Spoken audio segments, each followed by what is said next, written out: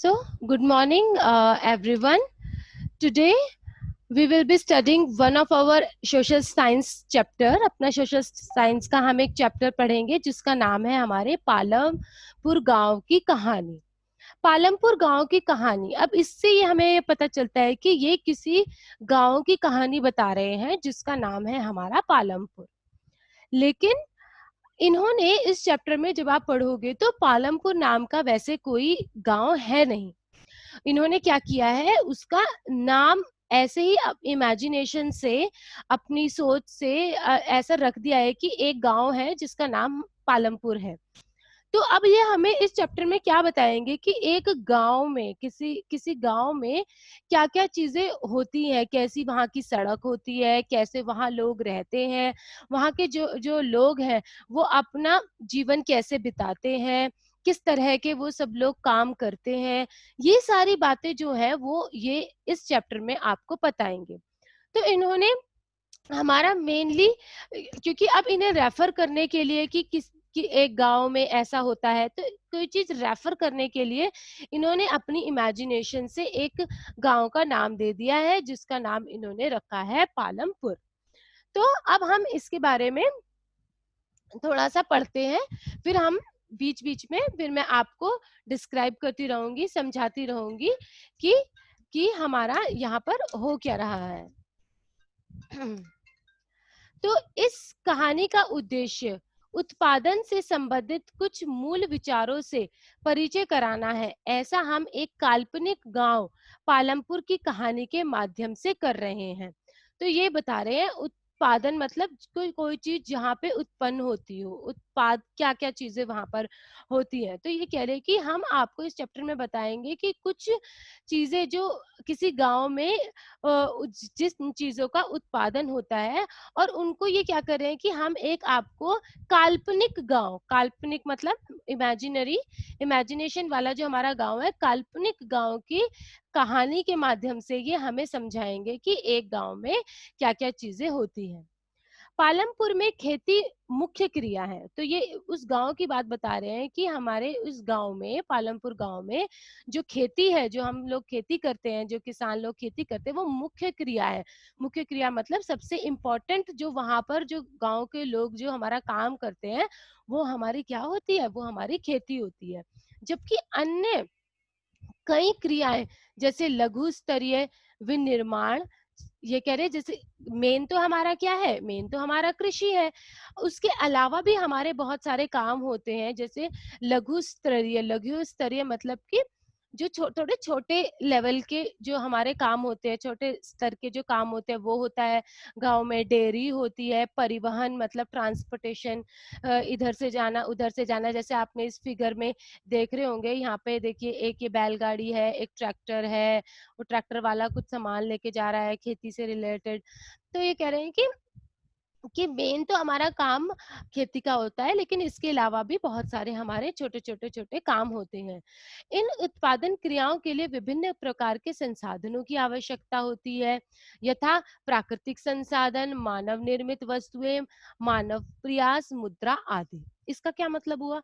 इसका ये मतलब है कि ये जो हमारे जितने भी काम होते हैं हमारे गांव में, तो उन सब काम को करने के लिए हमें किसकी जरूरत होती है? संसाधनों की। संसाधनों का क्या मतलब होता है? रिसोर्सेस। मतलब कि हमें कुछ संसाधन, चीजें, कुछ चीजें चाहिए होती हैं जिसके बिना हम क्या नहीं कर सकते हैं, अपना कोई भी काम नहीं कर सकते। अब वो संसाधन हमारे क्या है? प्राकृतिक संसाधन, नेचुरल रिसोर्सेस। नेचुरल रिसोर्सेस से आपका क्या मतलब है? जैसे कि धूप चाहिए, हमें हवा चाहिए, बारिश चाहिए। ये सारे हमारे हुए प्राकृतिक संसाधन जो हमारे प्रकृति से रिलेटेड है। अब अगर मान लो कि कोई खेती कर रहा है, तो उसको उसको अपने स्पेसिफिक टाइम पे उसको बारिश की आवश्यकता होती है, उसको धूप की भी आवश्यकता होती है। तो ये हुई हमारे प्राकृतिक संसाधन। दूसरे हुए हमारे मानव निर्मित वस्तुएं। मानव निर्मित वस्तुएं से इनका क्या मतलब है? कि जो मानव ने बनाई है। मान लो कि उनको अपना खेत जोतना है, तो जैसे कि हल हो गया है, ठीक है, तो ये सारी चीजें किसने बनाई है? हम लोगों ने बनाई है। फावड़ा हो गया है, हल हो गया है, तो मतलब कि मानव निर्मित वस्तुएं भी उन्हें चाहिए। मानव मानव प्रयास, मानव प्रयास का मतलब क्या है? एक किसी इंसान का प्रयास, मतलब कि उसकी वो उस चीज को करे, वो उसका प्रयास भी उसे चाहिए। अब अगर फावड़ा है तो फावड़ा उठा के एक बंदा जब तक खोदेगा नहीं तो वो काम थोड़ी ना होगा। तो मानव निर्मित वस्तुएं भी चाहिए और मानव का प्रयास भी चाहिए, और मुद्रा ऑब्वियसली पैसे भी चाहिए हमें। तो पैसे भी हमें चाहिए। तो उसके बाद इन्होंने ये कह रहे, पालमपुर की कहानी से हमें विदित होगा कि गांव में इच्छित वस्तुएं और सेवाओं को उत्पादित करने के लिए विभिन्न संसाधन किस प्रकार समायोजित होते हैं। अभी ये क्या कह रहे हैं कि हमें, जब हम इस चैप्टर को पढ़ेंगे पालमपुर गांव की कहानी, तो इससे हमें ये चीज पता चलेगी कि अगर हम किसी गांव में कोई भी चीज निर्मित करना चाह रहे हैं, उत्पादन करना चाह रहे हैं, किसी चीज का प्रोडक्शन करना चाह रहे हैं, तो हमें किन किन संसाधनों की आवश्यकता होती है, और जो संसाधनों की हमें आवश्यकता होती है उनका हम प्रयोग कैसे करेंगे, उनका हम यूटिलाइज कैसे करेंगे अपने गांव में। ठीक है। अब नेक्स्ट इन्होंने हमें क्या बोला है? परिचय। अभी हमें परिचय बता रहे हैं नीचे।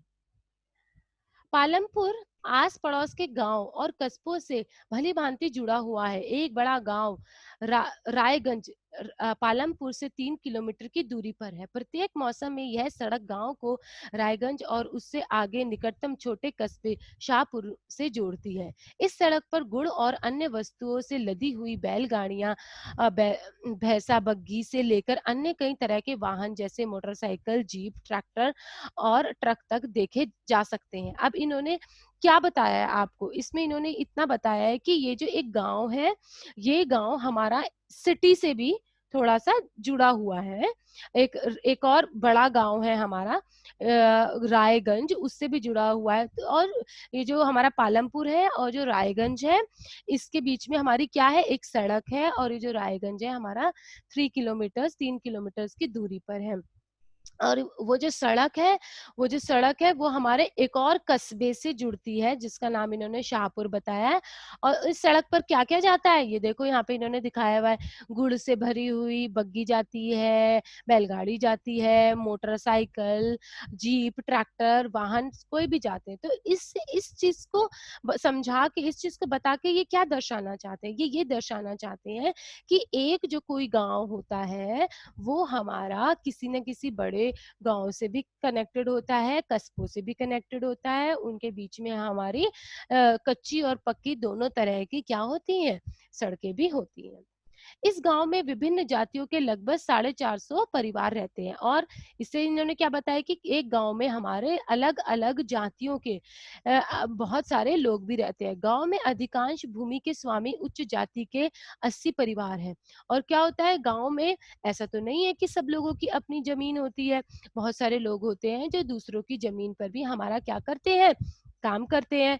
तो इसमें इन्होंने बताया कि ये जो 450 लोग हमारे विभिन्न जातियों के रहते हैं, उसमें से जो उच्च जाति वाले लोग हैं, उन वो क्या है? भूमि के स्वामी हैं। मतलब कि वो लैंडलॉर्ड है। उनकी गांव में आपकी बहुत सारी जमीन है। उनके मकान, जिनमें से कुछ बड़े हैं, ईंट और सीमेंट के बने हुए हैं। तो वो जो उच्च जाति वाले लोग हैं, जिनके अपने अपने खेत हैं, अपने अपनी भूमि है, उन लोगों के जो घर हैं वो हमारे ईंटों और पक्के घर हैं। जबकि गांव में बहुत सारे लोगों के घर कैसे हैं? हमारे मिट्टी के भी हैं, कच्चे घर भी हैं। अनुचित जाति दलित के लोगों की संख्या गांव की कुल जनसंख्या का 1/3 है। वे गांव के एक कोने में काफी छोटे घरों में रहते हैं, जिनमें कुछ मिट्टी और फूस के बने होते हैं। अब इन्होंने आपको क्या बताया? एक तो इन्होंने आपको ये बता दिया कि जो 450 जो टोटल परिवार है उसमें से जो कुछ परसेंटेज है वो उन लोगों की है जो लोग हमारे क्या है? थोड़े हाई लेवल के हैं, जो उच्च जाति के माने जाते हैं। तो उनकी अपनी क्या है? उनकी अपनी जमीन भी है और उनके अपने पक्के घर भी हैं गाँव में। और इसके साथ-साथ इन्होंने बता दिया कि अपार्ट फ्रॉम दैट, बड़े लोगों के अलावा कुछ परसेंटेज लोगों की ऐसी भी है, कुछ लोग ऐसे भी हैं जो हमारे अनुसूचित जाति के हैं, मतलब दलित हैं।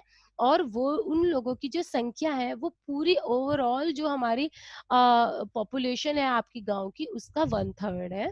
और वो लोग क्या करते हैं? वो लोग हमारे गाँव के किसी एक कोने में एक उनका अलग से एरिया है, वहाँ पर अपने छोटे उन लोगों के घर कैसे हैं, छोटे घर हैं और वो घर कैसे बने हुए हैं, हमारे मिट्टी से बने हुए हैं या फिर फूस से बने हुए हैं।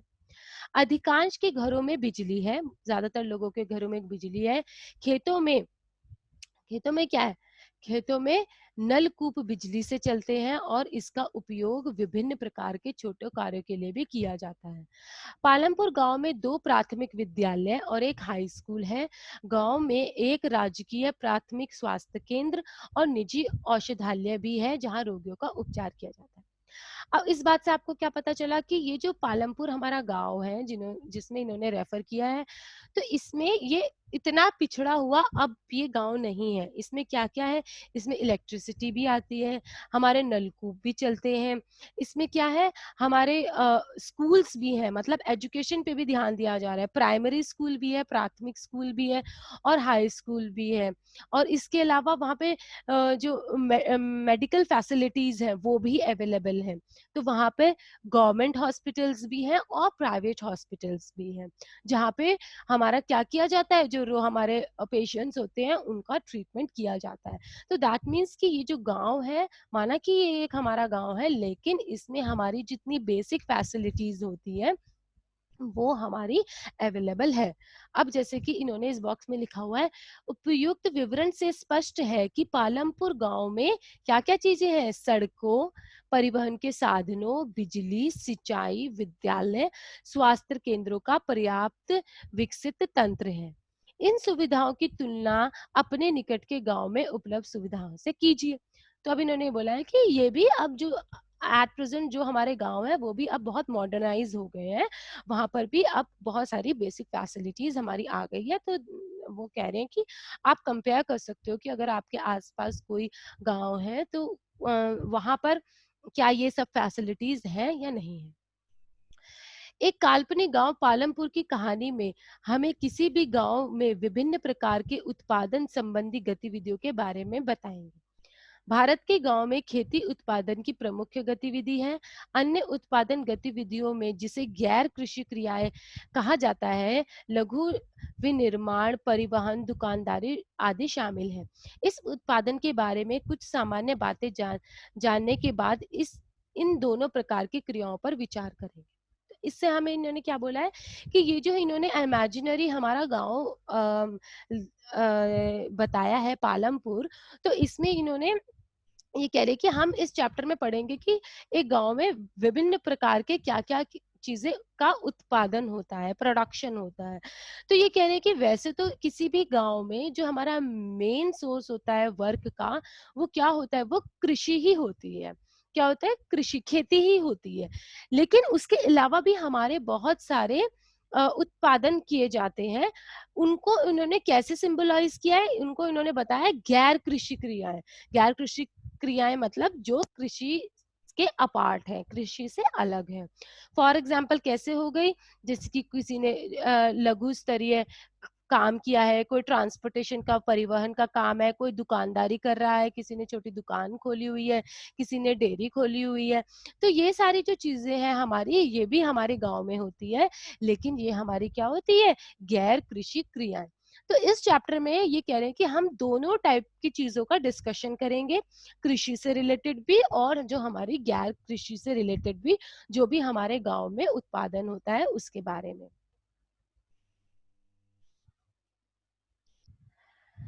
उत्पादन का संगठन उत्पादन का उद्देश्य ऐसी वस्तुएं और सेवाएं उत्पादित करना है जिसकी हमें आवश्यकता है। वस्तुओं और सेवाओं के उत्पादन के लिए 4 चीजें आवश्यक है। अब सबसे पहले तो आपको पता होना चाहिए कि उत्पादन क्या होता है। उत्पादन का अब इन्होंने यहाँ पे डेफिनेशन दी हुई है। उत्पादन का उद्देश्य, उसका जो मेन मोटिव क्या होता है ऐसी वस्तुएं और सेवाओं का उत्पादित मतलब करना मतलब प्रोडक्शन करना, उसको उसको फॉर्म करना, तो ये कह रहे हैं कि ऐसी वस्तुओं को और ऐसी सर्विसेज, ऐसी चीजें और ऐसी सर्विसेज का प्रोडक्शन करना, उत्पादन करना जिनकी हमें क्या है, बहुत ज्यादा आवश्यकता है, नेसेसिटी है। वस्तुएं और सेवाओं के उत्पादन के लिए 4 चीजें आवश्यक है। अब ये क्या क्या कह रहे हैं हमारे कि कोई भी चीज, अगर किसी भी चीज का हमें प्रोडक्शन करना है, किसी भी चीज का अगर हमें उत्पादन करना है, तो उसके लिए 4 फैक्टर्स होते हैं, 4 चीजों की हमें आवश्यकता होती है। ठीक है, अब इन्होंने हमें बताया, पहली आवश्यकता है भूमि तथा अन्य प्राकृतिक संसाधन जैसे जल, वन, खनिज। तो फर्स्ट इन्होंने बता दिया हमें क्या है, भूमि। दूसरी आवश्यकता है श्रम। श्रम मीन्स लेबर, अर्थात जो लोग काम करेंगे। कुछ उत्पादन क्रियाओं में जरूरी कार्य को करने के लिए बहुत ज्यादा पढ़े लिखे कर्मियों की जरूरत होती है। दूसरी क्रियाओं के लिए शारीरिक कार्य करने वाले श्रमिकों की जरूरत होती है। प्रत्येक श्रमिक उत्पादन के लिए आवश्यक श्रम प्रदान करता है। तीसरी आवश्यकता है भौतिक पूंजी, अर्थात उत्पादन के प्रत्येक स्तर पर अपेक्षित कई तरह के आगत। क्या आप जानते हैं कि भौतिक पूंजी के अंतर्गत कौन कौन सी मदें आती हैं? तो इससे हमने अभी क्या पढ़ा, इन्होंने अभी हमें 3 चीजें डिस्क्राइब करी है। पहली चीज ये क्या कह रहे हैं कि कोई भी चीज उत्पादन करने के लिए जो फर्स्ट इंपॉर्टेंट थिंग है हमारी, विच वी नीड इज भूमि। हमें क्या चाहिए, जमीन चाहिए सबसे पहले तो, तथा अन्य प्राकृतिक संसाधन। और हमारे जमीन के साथ साथ हमें जो हमारे प्राकृतिक मतलब नेचुरल रिसोर्सेज प्राकृतिक संसाधन चाहिए, जिसे हम, जैसे हमारा क्या हो गया, वाटर, जल हो गया, वन हो गया, खनिज हो गए, तो ये चाहिए हमें। दूसरी चीज आ गई हमारे श्रम। श्रम मीन्स लेबर। अब इनको इन्होंने 2 पार्ट्स में कैटेगराइज कर दिया है। कैसे कैटेगराइज किया है कि एक तो हो गया हमारा वो व्यक्ति जो हमारा एक्चुअली में जाकर वर्क करेगा। अब जैसे कि फॉर एग्जाम्पल की हम बात करते हैं कि मान लो जैसे हमारा कोई खेत है, तो खेत को अगर हमें उसमें जैसे फसल उग गई है, कटवानी है या फिर पौध लगवानी है, जो भी करना है हमें, तो उस टाइम पे हमें लेबर्स की जरूरत होती है जो हमारा क्या करे, ये सारे काम हमारे करे। दैट मीन्स कि हमें श्रमिकों की जरूरत होती है। फिर क्या होता है, कुछ कुछ हमारे उत्पादन ऐसे होते हैं, अब जैसे कि किसी को अगर मतलब पूरा ऑपरेट करना है, कि मान लो कि कोई एक ऐसा इंसान है जिसके डिफरेंट डिफरेंट गांव में बहुत सारी जमीन है और बहुत सारे वो बहुत जगह का अपना कंट्रोल करता है, तो उस बंदे वो थोड़ा पढ़ा लिखा होगा। तो ऐसे बंदों की भी आवश्यकता होगी जो हमारा उसका मैनेजमेंट करेगा। तो पढ़ा लिखा होगा, वो अपना चेक करेगा कंप्यूटर पे बैठ के कि कहाँ पर कितना मेरे को खनिज भेजना है, कहाँ पर मुझे कितने लेबर चाहिए और कितनी अमाउंट का प्रोडक्शन हुआ है, वो हमारे मार्केट से बात करेगा कि मैं यहाँ पर इतनी चीजें दे दूंगा, आपकी प्राइसिंग क्या है। तो apart from the basic labour, मतलब कि छोटी सी लेबर की भी उतनी ही आवश्यकता है जितनी हमारी पढ़े लिखे कर्मियों की जरूरत है। तो ये दोनों ही हमारे क्या हुए, ये एक हमारे मानव संसाधन हुए, मतलब कि ह्यूमन रिसोर्स। ह्यूमन मतलब ऐसे इंसान जो हमारे प्रोडक्शन के लिए जरूरी हैं। उसके बाद इन्होंने क्या बोला, तीसरी आवश्यकता है भौतिक पूंजी। अब भौतिक पूंजी को इन्होंने क्या किया है, 2 पार्ट्स में हमारा डिवाइड किया है। तो ये हमारा क्या बता रहे हैं, क्या लिखा है, क्या आप जानते हैं कि भौतिक पूंजी के अंतर्गत कौन कौन सी मदें आती हैं? तो कह रहे भौतिक पूंजी के अंदर एक्चुअली आता क्या है, तो हम इसको पढ़ते हैं। तो पहली चीज इन्होंने क्या बोला, औजार, मशीन, भवन। पहली चीज औजार, मशीन, भवन। औजारों तथा मशीनों में अत्यंत साधारण औजार जैसे किसान का हल से लेकर परि परिष्कृत मशीनें जैसे जनरेटर, टरबाइन, कंप्यूटर आदि आते हैं। औजारें, मशीनों और भवनों का उत्पादन में कई वर्षों तक प्रयोग किया जाता है, इन्हें स्थायी पूंजी कहा जाता है। अब भौतिक पूंजी को इन्होंने किसके, पहला चीज क्या बताई इन्होंने, स्थायी पूंजी। स्थायी का क्या मतलब होता है, स्थायी का मतलब होता है स्टेबल, जो हमारी मतलब एक तरीके से हमारी रहेंगे, रहने वाली चीजें हैं, वो स्थायी है, वो एक जगह से दूसरी जगह या किसी टाइम की वजह से उसका जहाँ किसी टाइम की वजह से वो खत्म नहीं हो जाएंगी। जैसे कि फॉर एग्जांपल की बात करें, अगर आपने एक बार कोई घर बना लिया, ठीक है? तो कोई घर बना लिया तो वो घर हमारा सालों, सालों, सालों साल तक चलता रहता है। ऐसा तो नहीं है ना कि आज घर बनाया, अच्छा अगले मौसम में फिर बनाना पड़ेगा, अगले मौसम में फिर बनाना पड़ेगा। तो वो हमारा स्टेबल है, वो हमारा स्थायी है। तो ये अगर हम इस चीज़ में घर बनाने में इन्वेस्ट कर रहे हैं, अपने पैसे लगा रहे हैं, तो इसका मतलब ये है कि हमने इसमें स्थायी पूँजी लगाई। तो पहली कैटेगरी स्थायी पूँजी में ये क्या कह रहे हैं कि हम ये जो स्थायी पूँजी होती है औज़ार, मशीन, भवन। अगर आपने मान लो कि खेती करने के लिए औजार खरीदे हैं, जिसमें अब औजारों में ये कैटेगरी कह रहे हैं कि औजार से हमारा सिर्फ ये मतलब नहीं है कि आपने छोटा सा कोई खुरपा ले लिया या हथौड़ा। तो छोटे से खुरपे और हथौड़े से लेकर हमारे बने बड़े जनरेटर्स और टरबाइन, कंप्यूटर्स, ये सारे, अब ये सारी चीजें जैसे मान लें हमने एक बार खरीद ली तो वो हमारी काफी, जैसे मशीनें होती हैं जो हमारी लगी हुई होती हैं, तो वो हमारी काफ़ी काफ़ी इयर्स तक हमारी चलती रहती है, घर हो गए, तो इसीलिए इनको हमारी स्थायी पूँजी कहा जाता है। तो भौतिक पूँजी का पहला पार्ट हो गया हमारा स्थायी पूँजी, जिसके अंदर आए हमारे क्या औज़ार आए, मशीन आए और भवन आए। अब नेक्स्ट हमारा क्या है? नेक्स्ट जो है हमारा वो ये कह रहे हैं कार्यशील पूँजी। कार्यशील पूँजी का क्या मतलब होता है? जो सिर्फ हमारी तब तक रहती है जब तक हम वर्क कर रहे हैं। दैट मीन्स वो हमारी स्टेबल नहीं है, वो हमारी स्थायी नहीं है। वो सिर्फ हमारी सिर्फ और सिर्फ तब तक ही रहेगी जब तक हमारा क्या है? जब तक हमारा वर्क चल रहा है। जैसे कि फॉर एग्जाम्पल इन्होंने क्या बोला है? कच्चा माल और नकद मुद्रा। अगर आपको कोई कच्चा माल चाहिए, किसी कुछ आपको प्रोडक्शन करवाना है, कुछ उत्पादन करवाना है, मान लो कि आपको कपड़े की फैक्ट्री में कोई कपड़े की फैक्ट्री है, उसमें कोई गारमेंट बनवाना है, तो पहले आपको कच्चा माल लाना पड़ेगा, फैब्रिक लाना पड़ेगा। तो वो फैब्रिक ये थोड़ी ना कि एक बार अगर आपने ले लिया तो वो मतलब सालों सालों सालों तक चलेगा, नहीं। वो सिर्फ तभी तक चलेगा जब तक आपका वर्क चलेगा। तो वो एक तरीके का हमारा एग्जाम्पल हो गया कार्यशील पूंजी। इसी तरीके से नकद मुद्रा जो हमारे पैसे होते हैं, अब पैसे ये जब तक हमारा काम चलता है हम इन पैसे देते हैं, वहां से रिटर्न आता है। तो ये एक ऐसी चीज होती है जो हमारी क्या होती है, स्टेबल नहीं होती है। ये भी हमारी किस पे डिपेंड करती है, ये हमारे वर्क पे डिपेंड करती है। तो अब हम आगे पढ़ते हैं। उत्पादन में कई प्रकार के कच्चे माल की आवश्यकता होती है, जैसे बुनकर द्वारा प्रयोग किया जाने वाला सूत और कुम्हारे द्वारा प्रयोग में लाई जाने वाली मिट्टी। उत्पादन के दौरान भुगतान करने तथा जरूरी माल खरीदने के लिए कुछ पैसों की भी आवश्यकता होती है। कच्चा माल और नकद पैसों को कार्यशील पूंजी कहते हैं। औजारों, मशीन तथा भवनों से भिन्न ये चीजें उत्पादन क्रिया के दौरान समाप्त हो जाती है। तो ये क्या कह रहे हैं कि जैसे औजार, मशीन, भवन, इनसे विपरीत, मतलब कि जैसे कि औजार, मशीन और जो भवन होते हैं वो हमारे सिर्फ ये नहीं है कि जब तक काम चल रहा है सिर्फ तब तक रहते हैं। तो इसके विपरीत, मतलब इसके अपोजिट, ये जो होते हैं कार्यशील पूंजी, वो हमारी सिर्फ तभी के लिए होती है जब तक कि हमारा हमारा वर्क चल रहा होता है। तो इन्होंने इसको भौतिक पूंजी, जो हमारी तीसरी आवश्यकता थी, पहली आवश्यकता हमारी क्या थी, भूमि। सेकंड आवश्यकता थी हमारी क्या थी, सेकंड आवश्यकता थी हमारी श्रम। थर्ड आवश्यकता थी हमारी भौतिक पूंजी। भौतिक पूंजी को इन्होंने दो पार्ट्स में डिवाइड किया, एक हो गया हमारा क्या, स्थायी पूंजी, और एक हो गई हमारी कार्यशील पूंजी। ठीक है, तो इन्होंने बोला था चार बेसिक फैक्टर्स होते हैं हमारे उत्पादन के, तो चौथा क्या है, एक चौथी आवश्यकता भी होती है।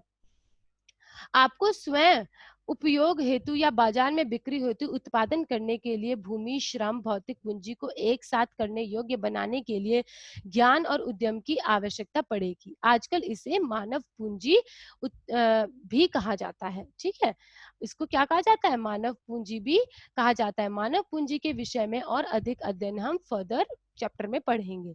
उत्पादन भूमि, श्रम और पूंजी को संयोजित करके संगठित होता है, जिन्हें उत्पादन के कारक कहा जाता है। तो उत्पादन के कारक से पहले हम जो फोर्थ फैक्टर है, फोर्थ फैक्टर को हम पढ़ लेते हैं। फोर्थ फैक्टर हमारा आया है मानव, क्या, मानव पूंजी। मानव पूंजी मतलब कि ह्यूमन की पूंजी।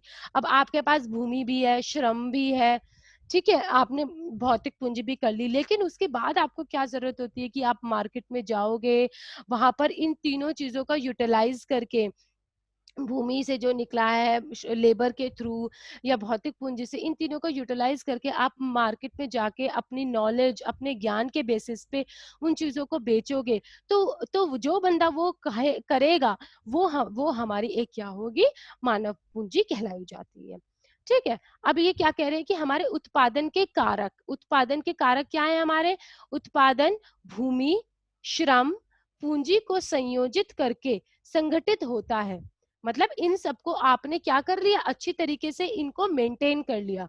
तो जब ये सब चीजें हो जाती है, भूमि, श्रम और ये जितनी भी हमारी पूंजी है, भौतिक पूंजी और मानव पूंजी, इन सबको जब आप संगठित एक तरीके से संगठित करके प्रॉपर तरीके से मेंटेन करते हो, तो इन्हें हम कहते हैं उत्पादन के कारक। पालमपुर की कहानी को पढ़ने के क्रम में हम उत्पादन के प्रथम 3 कारकों के बारे में और अधिक सीखेंगे। सुविधा के लिए इस अध्याय में हमें भौतिक पूंजी को पूंजी कहेंगे। तो अभी इन्होंने बोला है कि अब और भी फर्दर हम इस चैप्टर में अपनी चीजों को पढ़ेंगे। ठीक है। तो अब हमें यहाँ पर एक चीज पता चली है, क्या चीज हमें पता चली है बेसिकली। अब हम इस चैप्टर को मतलब जितना हमने पढ़ा है, अगर उस चीज को हम समराइज करें, तो हमारी जो उत्पादन की जो 4 आवश्यकताएं हैं, उसमें से सबसे फर्स्ट कौन सी थी? सबसे फर्स्ट थी हमारी भूमि। ठीक है, भूमि थी। सेकंड नंबर पे क्या था हमारा? श्रम था। ठीक है। थर्ड नंबर पे हमारा क्या था? थर्ड नंबर पे थी हमारी भौतिक भौतिक पूंजी। भौतिक पूंजी को इन्होंने 2 पार्ट्स में डिवाइड कर दिया था। एक थी हमारी स्थायी और एक थी हमारी क्या थी? मानव कार्यशील। एक थी हमारी कार्यशील, और फोर्थ पूंजी थी हमारी, क्या पूंजी थी हमारी फोर्थ? मानव पूंजी।